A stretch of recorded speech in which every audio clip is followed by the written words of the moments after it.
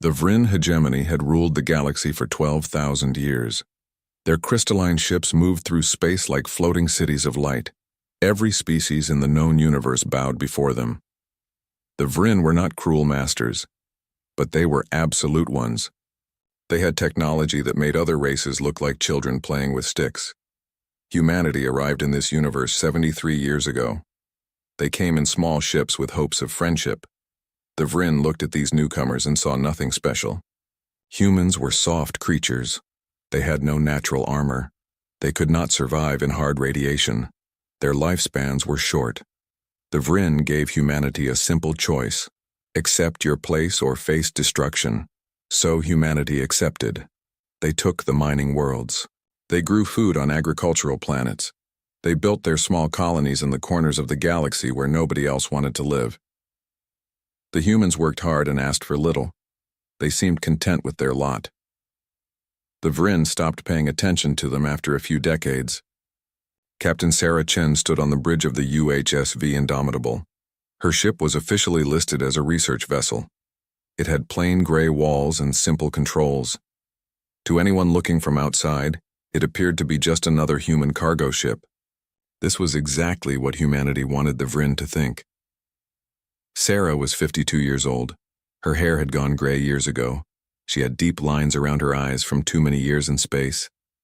She had been there when the Vryn first contacted Earth. She remembered the excitement.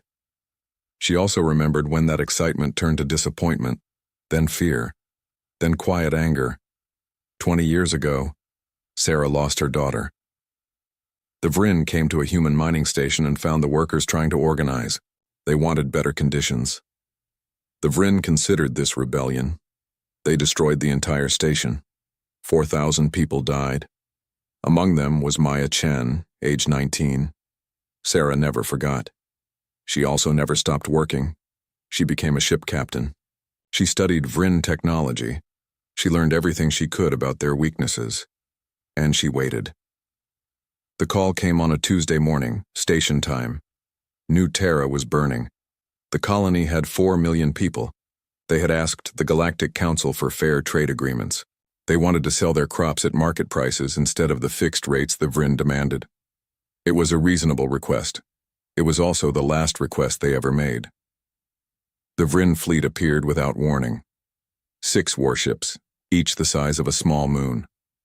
They fired once. The planet's shields lasted 3 seconds. Then the atmosphere started burning. By the time Sarah received the distress signal, it was already over. The Indomitable arrived 6 hours later. The crew stood in silence as they watched the planet below. New Terra was a blackened ball of rock. The oceans had boiled away. The cities were glass. There were no survivors. There was nothing left to save. Sarah's communications officer, a young woman named Rita Park, spoke quietly. Her voice shook. She said that her sister lived on New Terra.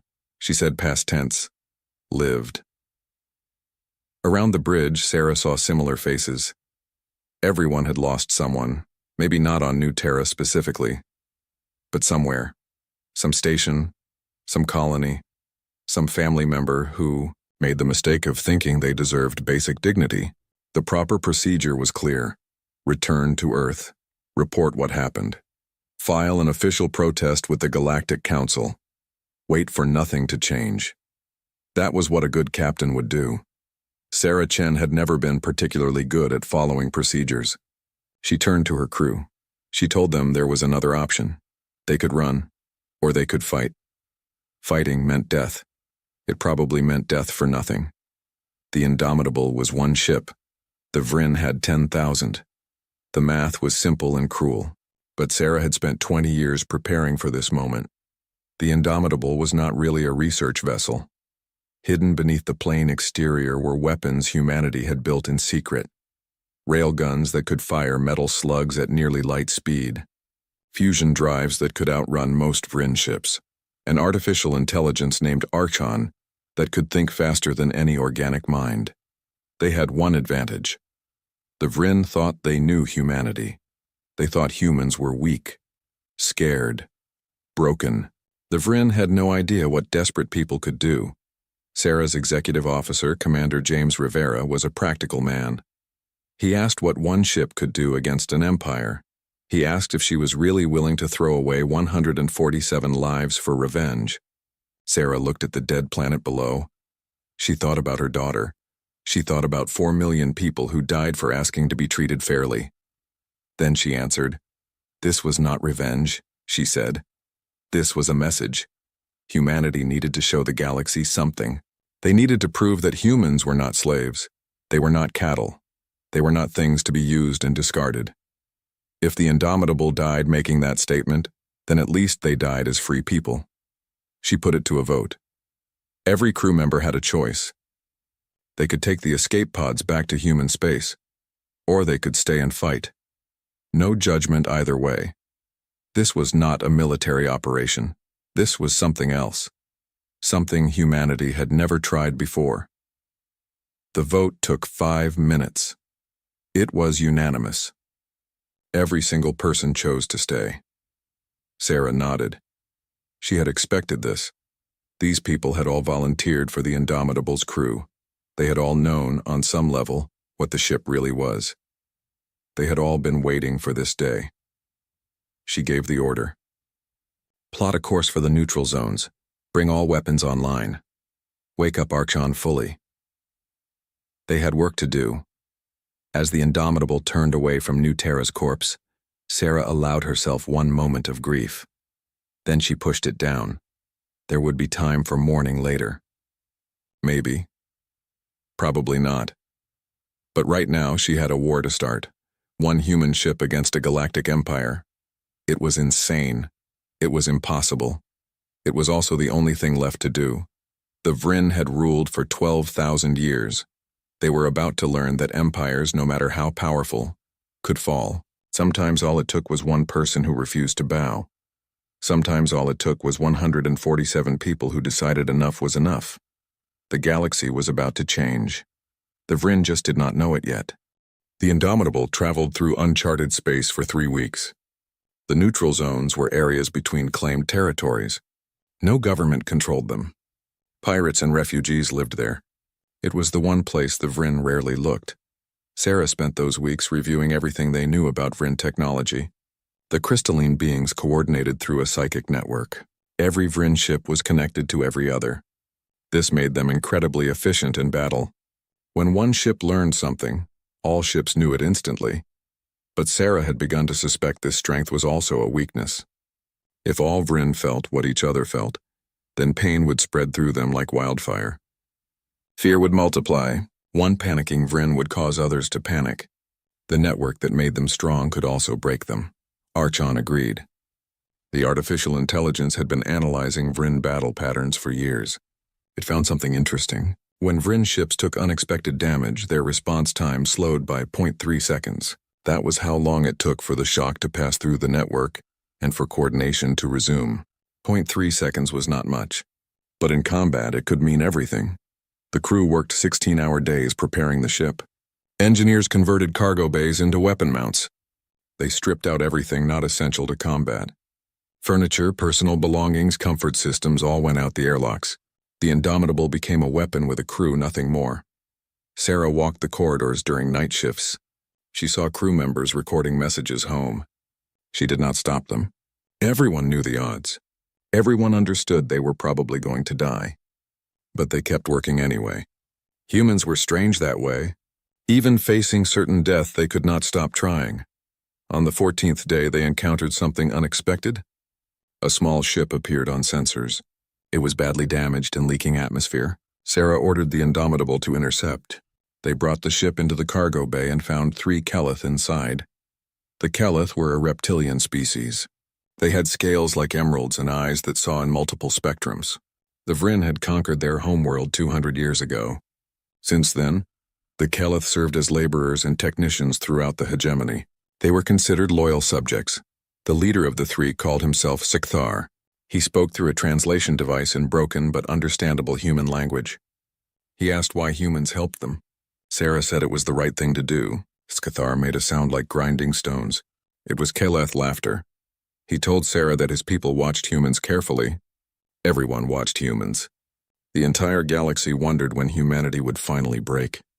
When they would stop accepting. When they would fight. Escathar said his people had a saying, "Even the smallest flame can start a great fire." Sarah asked him a direct question. If humans struck at the Vryn, would others join them? Scathar's eyes went dark. He said that depends on whether humans can hurt the Vryn. Show us they can bleed, he said. Show the galaxy the Vryn are not invincible. Then you will have more allies than you can count. Before the Kelith left in a repaired escape pod, Scathar gave Sarah a gift. It was a data crystal containing detailed information about Vryn fleet movements. He explained that his people had been tracking the hegemony fleet for decades. They could not use this information themselves. But maybe humans could. The crystal revealed something important. Once every 5 years, the Vryn held a ceremony called the Grand Alignment. Their entire fleet gathered at Epsilon Crossing, a massive space station. They arranged their ships in perfect formation and renewed their oaths to the High Council. During this time, their attention turned inward. Their guard dropped slightly. It was the closest thing to vulnerability the Vryn ever showed. The next Grand Alignment was in 3 weeks. Sarah called a meeting of senior officers. She laid out the facts. 3,000 Vryn warships would be in one place. Their shields would be lowered for the ceremony. Their attention would be elsewhere. It was the best opportunity humanity would ever get. It was also complete suicide. Commander Rivera pointed out the obvious. Even if they destroyed 100 Vryn ships, it would accomplish nothing. The hegemony had 10,000 vessels. They would hunt down the indomitable and everyone would die for nothing. Sarah shook her head. They were not trying to win a war, she explained. They were trying to change minds. The Vryn controlled the galaxy through fear and myth. Everyone believed they were unbeatable. If one human ship could strike at their sacred ceremony, if 147 people could bloody the nose of an empire, then the myth would crack. Other species would see. They would understand the Vryn could be hurt, and then maybe they would find their own courage. The chief engineer, a woman named Dr. Yuki Tanaka, asked about the crew. Did they have a right to throw away these lives? Sarah said she would put it to another vote. Anyone who wanted to leave could take an escape pod. She would not think less of them.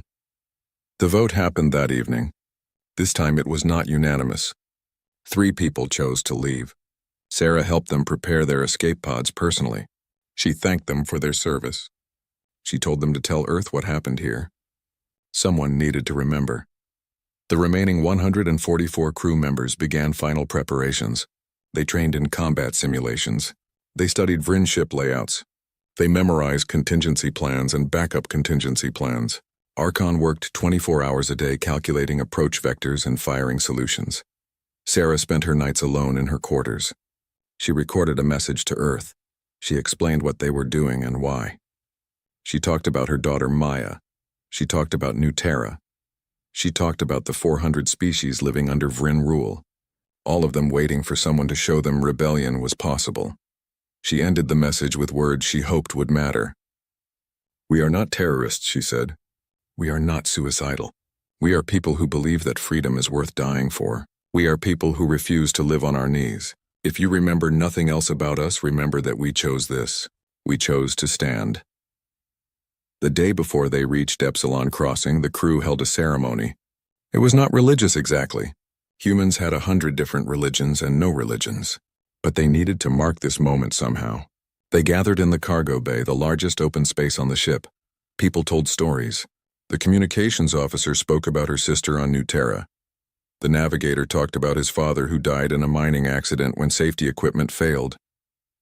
The doctor described a plague that swept through a human colony while Vryn ships orbited overhead, watching but not helping. Every person had a story. Every person had a reason. They were not heroes from ancient myths. They were ordinary people pushed too far, and maybe that was what heroes actually were. Sarah stood and spoke last. She told them the truth. Most of them would die. Maybe all of them. But they would die having done something that mattered. They would die having sent a message that would echo through the galaxy for generations. Future humans would look back at this moment and know that their ancestors never gave up, never accepted, never bowed. The crew cheered. It was not a happy sound. It was the sound of people accepting their fate and choosing to face it with dignity. The next morning, The Indomitable dropped out of hyperspace at the edge of the Epsilon crossing system. Sensors immediately lit up with contacts. 3,000 Vrin warships hung in perfect geometric patterns around the station. They looked like a crystal forest in space, beautiful and deadly. Sarah sat in the captain's chair and looked at the display. One small human ship faced the might of an empire. It was the most lopsided battle in history. It was also the beginning of something new. She gave the order. All hands to battle stations. Charge weapons. Prepare to engage. The Indomitable turned toward the Vrin fleet and began its approach. The humans were coming, and the galaxy would never be the same. The Vrin noticed the Indomitable immediately. How could they not? The ship appeared on sensors like a small insect landing on a table full of giants. The Vrin fleet's automated systems flagged it as an unknown vessel and sent an identification request. Sarah ignored the request. The Indomitable continued its approach. Engines at maximum efficiency. Weapons powered but not yet active. She needed to get closer. Much closer. A second message came through. This time it was not automated. A Vrin commander spoke in their crystalline language. The translation came through flat and emotionless. You are in restricted space. Identify yourself or be destroyed. Sarah opened a channel. She spoke clearly and calmly. This is the UHSV Indomitable of Earth. We are responding to your attack on New Terra. We are here to deliver humanity's answer. There was a pause. Sarah imagined confusion spreading through the Vrin network. A human ship. One human ship. Coming to challenge 3,000 warships. It must be a mistake. Some kind of malfunction. Or perhaps a trick, the Vrin commander responded. You will power down your engines and prepare to be boarded. This is your only warning. Sarah looked at her crew. Every face was calm. Every hand was steady. They had made their choice. Now came the hard part. She gave the order. Fire. The Indomitable's railguns opened up. These were not energy weapons. The Vrin had shields specifically designed to deflect lasers and plasma, but railguns fired solid metal at incredible speeds. The physics were simple. Mass times velocity equals force, and the Indomitable's slugs traveled at 30% the speed of light. The first salvo hit 3 Vrin command carriers. The shields flickered but did nothing. They were not designed for kinetic impacts. The metal slugs punched through crystal hulls like they were paper. The carriers exploded in brilliant flashes of light. For exactly 0.3 seconds, the Vrin fleet froze. Sarah felt a savage satisfaction. Archon had been right. The shock of unexpected damage paralyzed them. 3 seconds was all the Indomitable needed. The human ship dove toward the fleet formation. Its engines burned brighter than any Vrin ship could manage. The Indomitable was small and fast. It darted between the massive crystal vessels like a bird flying through a forest. And everywhere it went, it fired. More Vrin ships died. Destroyers, cruisers, support vessels. The railguns kept firing until the barrels glowed red hot. Then they fired some more. Sarah watched the kill count climb on her display. 10 ships, 20, 30. The Vrin finally reacted. Their formations broke apart as ships tried to bring weapons to bear. But they were packed too tightly for the ceremony. They had to worry about hitting each other. The Indomitable had no such concerns. It only had one target. Everything with a Vrin transponder. Archon guided the ship through the chaos. The artificial intelligence calculated trajectories faster than any organic mind could process. It predicted where Vrin ships would be 3 seconds before they got there. It found gaps in the defensive fire that should not have existed. It turned a suicide charge into something almost like a dance. But the Indomitable could not avoid everything. Vrin energy weapons found their mark. The human ship's shields held for the first dozen hits. Then they started to fail. Hull breaches appeared across 3 decks. 17 crew members died when a plasma bolt cut through the port side. The ship shuddered and kept flying. Sarah's tactical officer called out damage reports. Port engines at 60%. Forward shields gone. Hull integrity dropping. The ship was dying around them. But it was taking so many Vrin ships with it. The kill count passed 50. Then 60. Then 70. Each destroyed Vrin ship sent another wave of shock and fear through their psychic network. Sarah could almost feel it, even though she was not connected. The Vrin were panicking. They had never experienced this before. Not in 12,000 years. Defeat was a concept they understood intellectually but had never felt. Now they felt it. They tasted it, and it terrified them. The Vrin fleet committed everything. 600 warships broke formation and converged on the Indomitable's position. They did not care about the ceremony anymore. They did not care about formation or tactics. They just wanted this human ship dead. Sarah knew they could not win. That had never been the goal, but they could do one more thing. Something the Vryn would never forget. Something the entire galaxy would witness. She ordered Archon to broadcast on all frequencies. Every species in the galaxy monitored certain channels. Trade channels, emergency channels, diplomatic channels. The message would reach everyone. Sarah spoke into the microphone. Her voice was steady. She said that humanity had a message for the Vryn hegemony. They had a message for every species watching. 147 humans on one ship had destroyed 89 Vryn warships. They proved the Vryn could bleed. They proved the Vryn could die. She asked a question. How many more ships would it take? How many more humans willing to fight? The Vryn had 10,000 vessels. Humanity had billions of people. Do the math, she said. Do the math and be afraid. The message went out across the galaxy. On 400 worlds, subjugated species heard it. In stations and colonies and secret meeting places, people stopped what they were doing and listened. A human captain was challenging an empire. A human ship was winning against impossible odds. The message changed everything. Not immediately, not obviously, but something shifted in the collective consciousness of the galaxy. A myth died, the myth of Vryn invincibility. And when a myth dies, revolution becomes possible. On the Indomitable, alarms screamed. The ship was falling apart. Main power was failing. Life support was down to backup systems. The crew worked frantically to keep the vessel flying for just a few more minutes. Commander Rivera reported that the fusion core was becoming unstable. They were losing containment. If it breached, the explosion would destroy the ship. Sarah nodded. She had expected this. She had planned for this. She gave her final order. All crew to escape pods immediately. That was not a request. That was a command from their captain. The crew hesitated. Nobody wanted to abandon ship, but Sarah made it clear. They had delivered the message. Now they needed survivors to tell the story. Go, she said. That is an order. The crew began evacuating. They moved quickly but not frantically. They were professionals even at the end. Sarah stayed on the bridge with a skeleton crew of volunteers. Commander Rivera, Dr. Tanaka, and 15 others who refused to leave. Someone had to keep the ship flying long enough for the others to escape. Sarah programmed the final course herself. The Indomitable would not just die. It would take as many Vryn ships with it as possible. She aimed for the Eternal Radiance, the flagship of the Vryn High Council. It was the largest ship in the fleet, and it hung in the center of the formation like a crystal palace. The escape pods launched. 89 of them scattered into space. The Vryn fleet was too focused on the Indomitable to pay attention to small pods. The humans drifted away into the darkness, watching their ship make its final run. Sarah pushed the engines to absolute maximum. The Indomitable accelerated toward the Eternal Radiance. Vryn ships fired everything they had. Energy weapons tore through the human vessel. Compartments exploded. Bulkheads collapsed, but the ship kept going. Commander Rivera held the engine containment together by sheer force of will and skill. Dr. Tanaka kept the navigation systems online when they should have failed. The other volunteers worked their stations even as the bridge filled with smoke and sparks. In the final seconds, Sarah thought about her daughter. She thought about New Terra. She thought about every human who ever suffered under Vryn rule. Then she thought about the future. The future they had just made possible.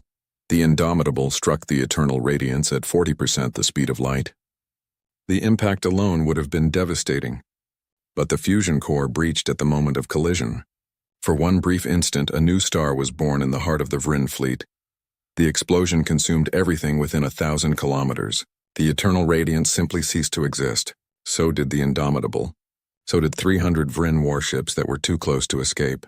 The blast wave continued outward, damaging hundreds more vessels. In that explosion, the entire Vryn High Council died. 12 leaders who had ruled for centuries. Gone in an instant. The psychic network that connected all Vryn shattered under the weight of so much simultaneous death. Across the galaxy, Vryn felt the loss like a physical blow. The escape pods drifted in the aftermath. Inside them, 89 humans watched the light fade. They had survived. Not all of them. 58 of their friends died on the ship. But 89 lived, and they would remember. The galaxy watched too. The battle had been broadcast on every channel. Everyone saw what happened.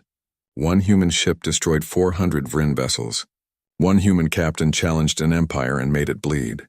The Vryn hegemony would never be the same. The humans would never be the same. The galaxy would never be the same. A tide had turned, and it could not be stopped. The escape pods drifted through the debris field for 3 hours before help arrived.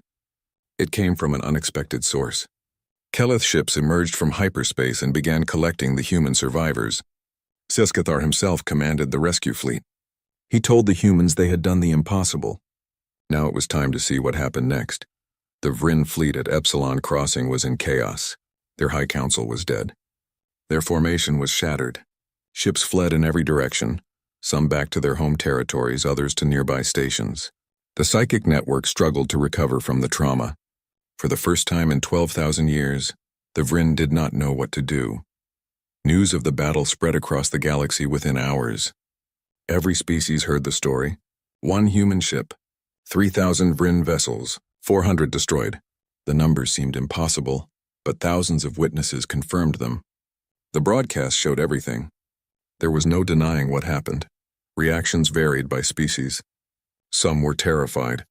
If humans could do this, what else were they capable of? Others were inspired. If humans could fight back successfully, maybe they could too. A few stayed neutral, waiting to see how the situation developed. But nobody could ignore it.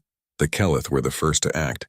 Within a week of the battle, 17 Keleth colonies declared independence from the hegemony. They armed their defense stations and prepared for retaliation. When Vryn ships arrived to reassert control, they found something unexpected. The Keleth were ready. More than that, they were angry. The first battle happened at Keleth Prime, the homeworld.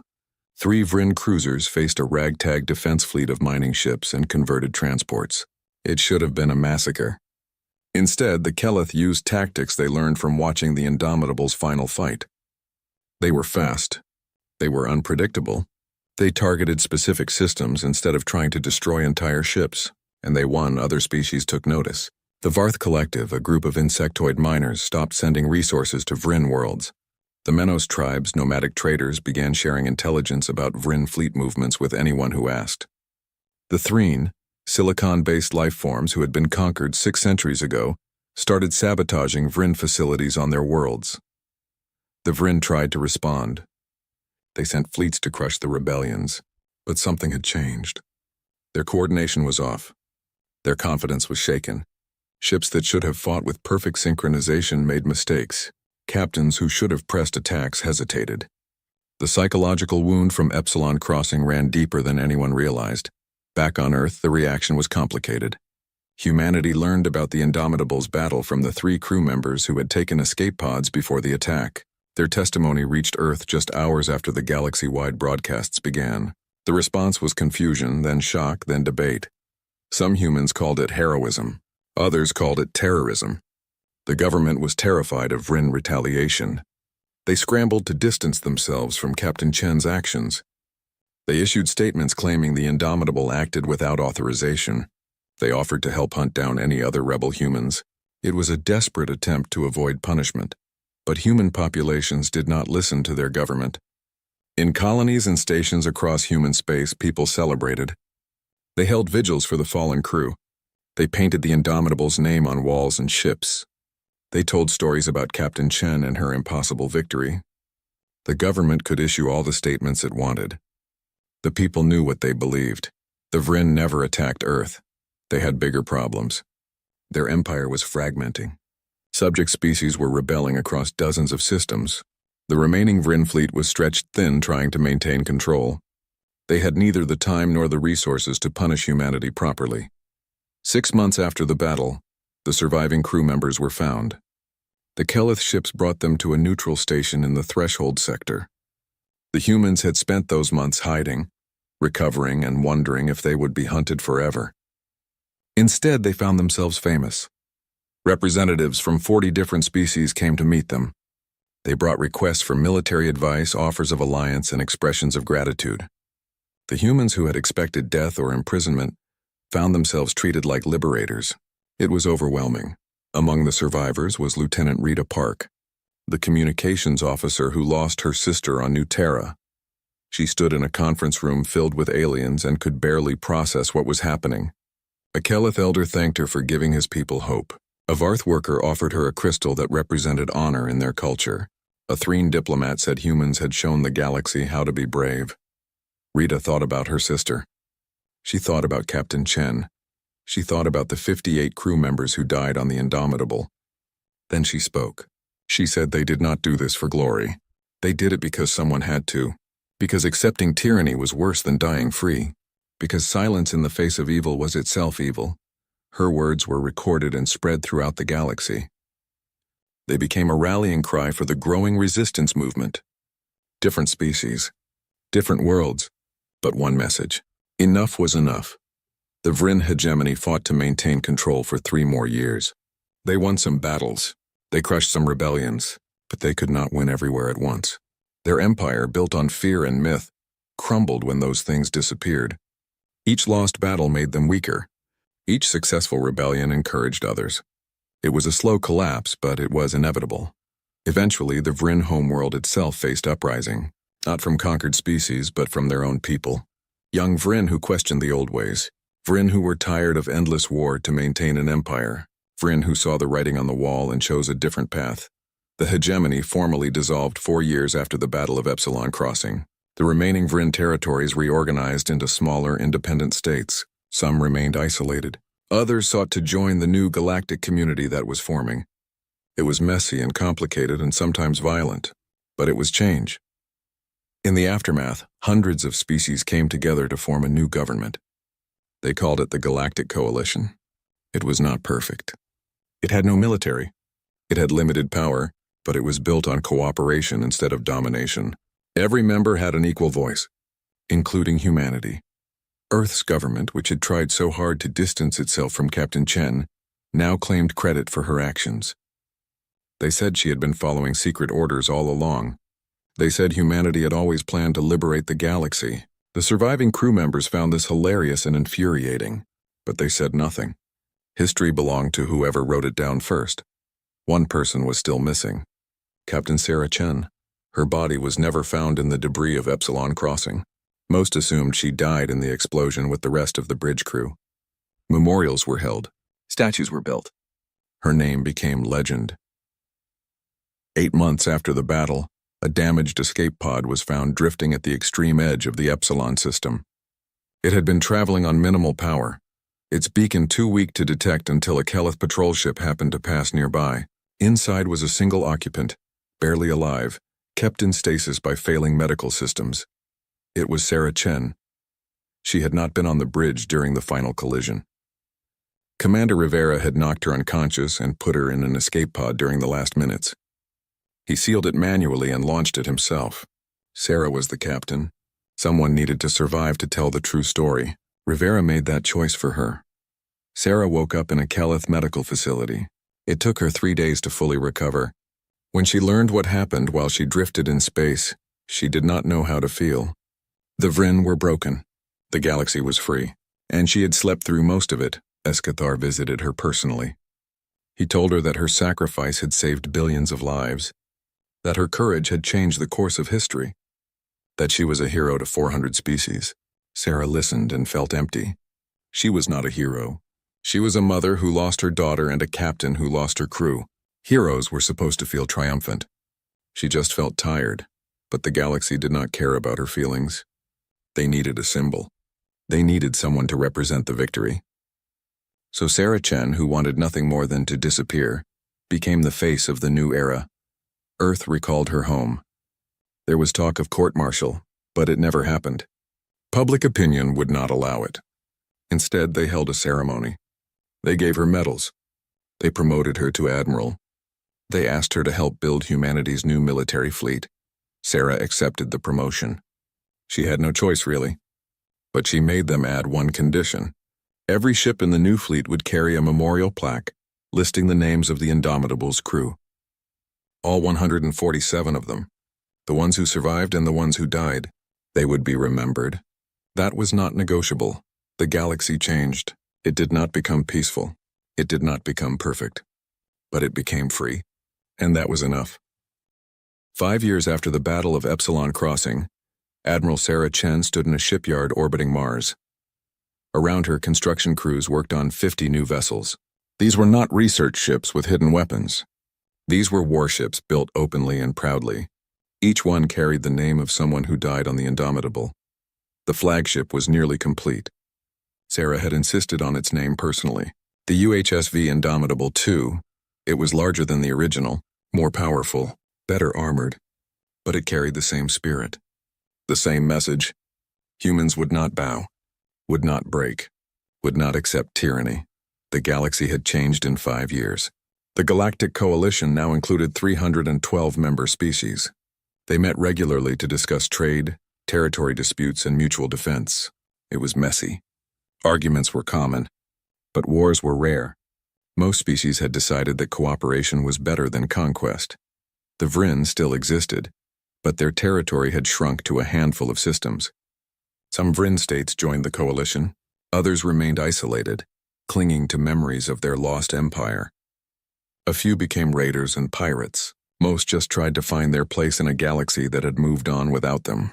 It was a sad ending for a once great civilization, but it was the ending they earned. Humanity's role in this new galaxy was complex. Some species saw them as liberators and friends. Others were cautious. After all, humans destroyed 400 ships in a single battle. What else might they do if they felt threatened? Human diplomats worked hard to build trust. They shared technology. They offered aid to struggling colonies. They proved that the Indomitable's fight was about freedom, not conquest. But Sarah knew the truth. Peace was fragile. The galaxy was full of species, each with their own goals and histories. New conflicts would arise. Maybe not today, maybe not tomorrow, but eventually. That was why humanity needed a fleet, not to dominate, not to control, but to protect, to ensure that if someone tried to resurrect the old ways, humans would be ready. She walked through the construction areas, watching engineers install weapon systems and armor plating. These ships were being built with help from other species. The Kelith provided advanced sensor technology. The Varth contributed mining equipment that could double as emergency tools. The Threen shared their knowledge of energy distribution systems. It was a true cooperation. The fleet would belong to humanity, but it would be built by the galaxy. Lieutenant Rita Park found Sarah near the flagship's main engine. Rita was a captain now, assigned to command one of the new destroyers. She still had nightmares about New Terra, about her sister, but she channeled that pain into making sure nothing like that ever happened again. She was good at her job, the best according to her crew. Rita asked Sarah a question. Did she think they did the right thing? Looking back, with everything that happened, was the sacrifice worth it? Sarah took a long time to answer. She said that 58 people died on the Indomitable. That was 58 lives cut short. 58 families destroyed. 58 futures erased. No amount of political change or galactic freedom could bring them back. In that sense, the price was almost unbearable. But then she thought about New Terra's 4 million dead. About the billions living under Vryn rule. About all the species who suffered and died because nobody fought back. The Indomitable's crew chose their fate. They walked into that battle knowing the odds. The people the Vryn killed had no choice at all. So yes, Sarah said, it was worth it. Not because their deaths were acceptable, but because their sacrifice mattered. Because they proved that resistance was possible. Because they showed a galaxy full of oppressed people that they did not have to accept tyranny. That alone made it worth it, Rita nodded. She did not seem entirely satisfied with the answer. But she accepted it. Maybe that was all anyone could do. Accept that the past happened and try to build a better future. The Coalition headquarters was built on a neutral station called Haven. It was designed by multiple species, resulting in a structure that looked strange but somehow worked. The main council chamber could accommodate representatives from every member species, each with their own environmental requirements. It was a marvel of engineering and cooperation. Sarah attended a council session 2 weeks later. The topic was military cooperation. Some species wanted a unified coalition defense force. Others preferred to maintain independent militaries. The debate was heated. Humans argued for the independent approach. They had just escaped one empire. They were not eager to create another. Escathar, now a senior Kelith representative, supported the human position. He pointed out that strength came from diversity. A unified military would be powerful, yes, but it would also be vulnerable to corruption or control by a single faction. Independent fleets that cooperated were harder to corrupt, harder to control, and ultimately stronger, because they could adapt to different situations. The debate lasted 6 hours. In the end, the Council voted to maintain independent militaries but establish mutual defense treaties. If one member was attacked, others would help. But each species controlled its own ships and made its own decisions. It was a compromise. Not perfect, but workable. After the session, several representatives approached Sarah. They wanted to talk about the Indomitable, about the battle, about how humanity found the courage to fight. Sarah was tired of these conversations.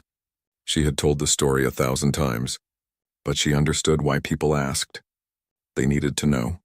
They needed to believe that ordinary people could do extraordinary things. She told them what she always told them.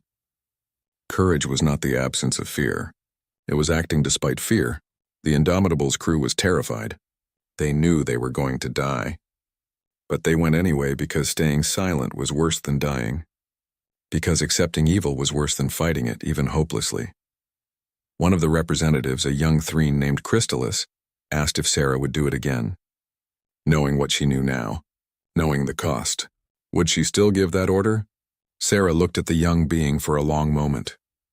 Then she answered honestly, yes, without hesitation. The galaxy was free because 147 people refused to bow. That was a trade she would make every time. The UHSV Indomitable II launched 3 months later. It was a ceremony unlike anything humanity had ever seen. Representatives from 200 species attended. The shipyard was decorated with symbols and flags from across the galaxy.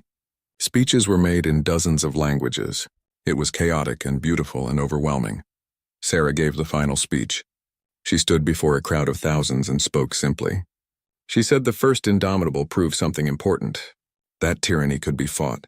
That empires could fall. That freedom was worth any price. This new ship, she said, would carry that lesson forward.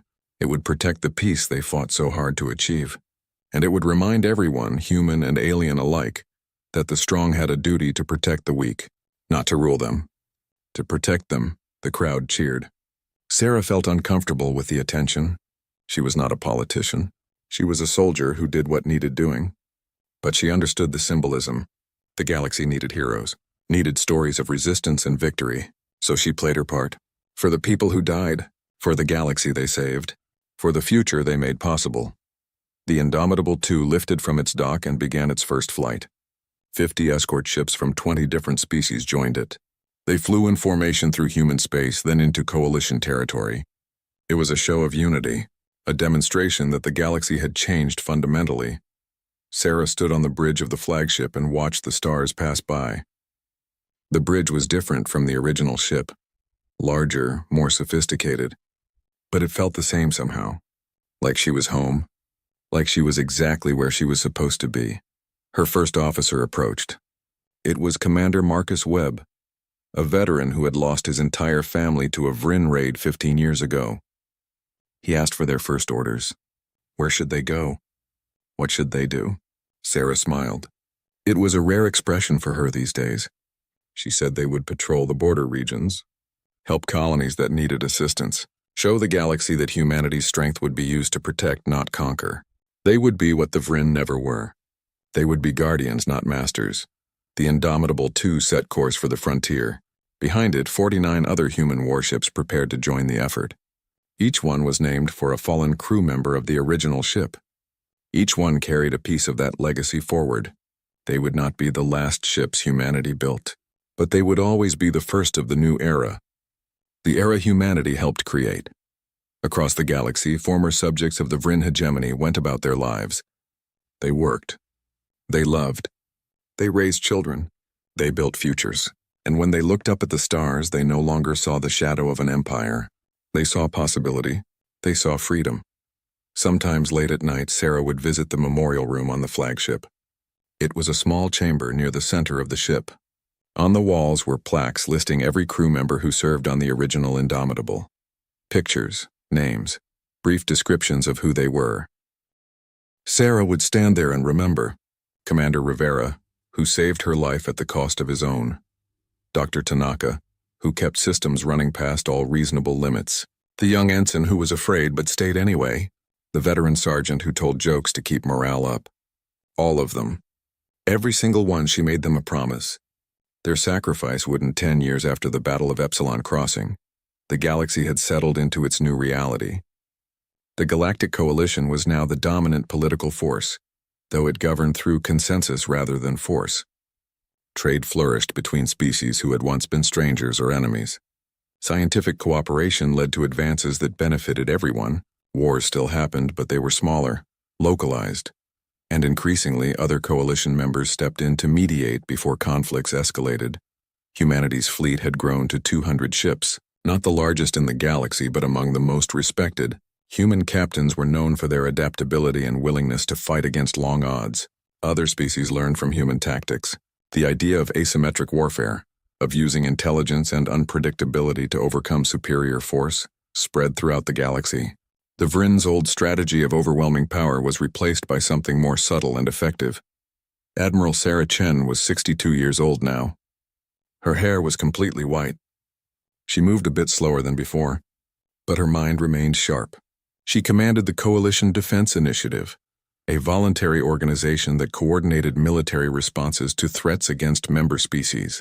It was not a unified military. Each species retained control of their own ships, but when needed, they could work together with devastating efficiency.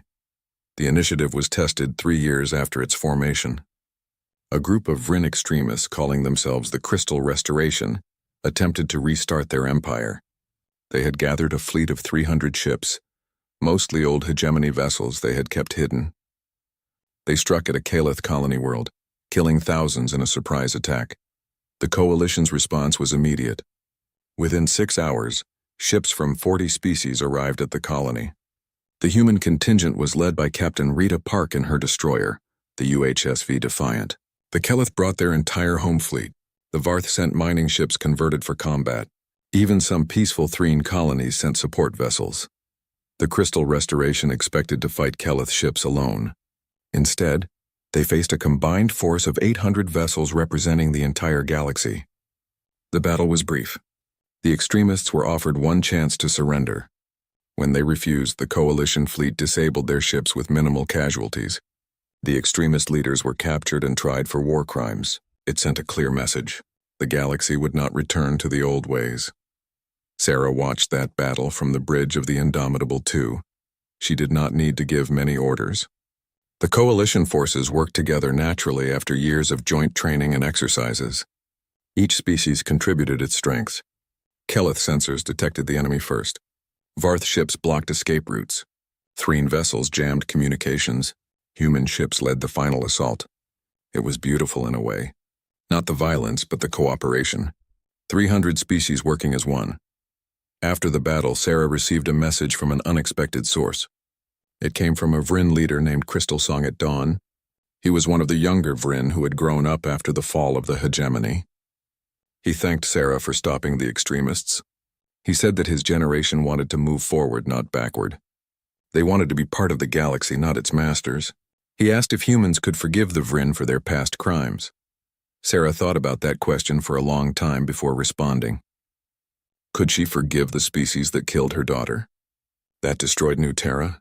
That ruled through fear and violence for 12,000 years? It was not an easy question. Forgiveness was complicated when the wounds ran so deep.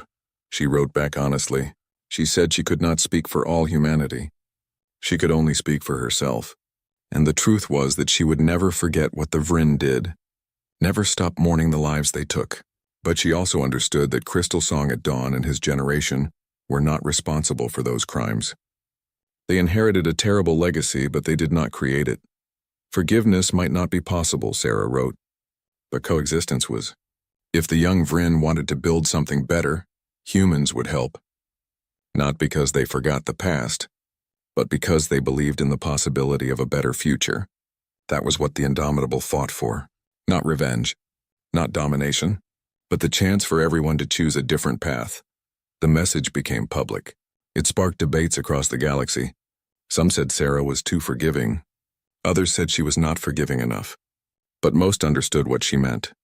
The past mattered, but it could not be changed. All anyone could do was try to make the present better.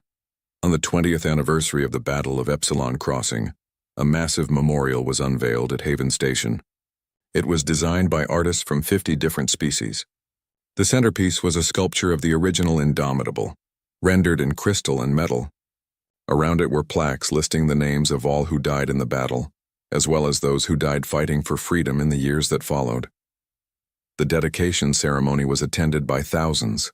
Survivors from the original crew were there, older now but still proud. Families of the fallen came to honor their loved ones. Representatives from every coalition species attended to pay their respects. It was the largest gathering in galactic history. Sarah was asked to give the keynote speech.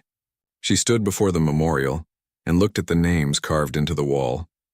Commander Rivera, Dr. Tanaka, Lieutenant Park's sister, her own daughter Maya, who died years before the Indomitable's final battle but whose death set everything in motion. So many names, so many lives cut short. She spoke softly, but her voice carried through the sound system. She said that memorials were important. They helped people remember.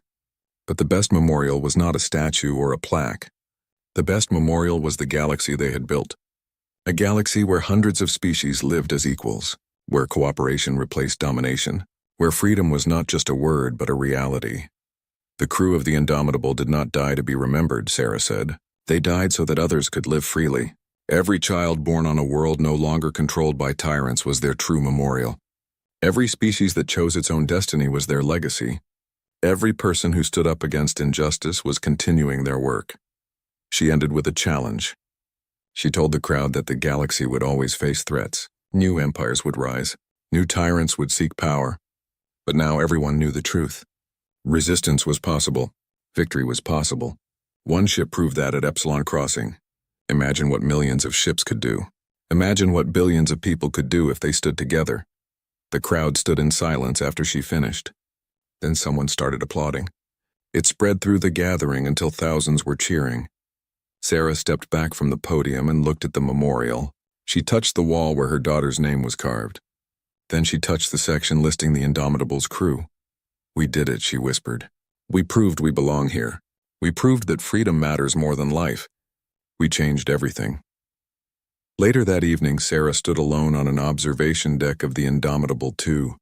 The ship was docked at Haven Station for the ceremony.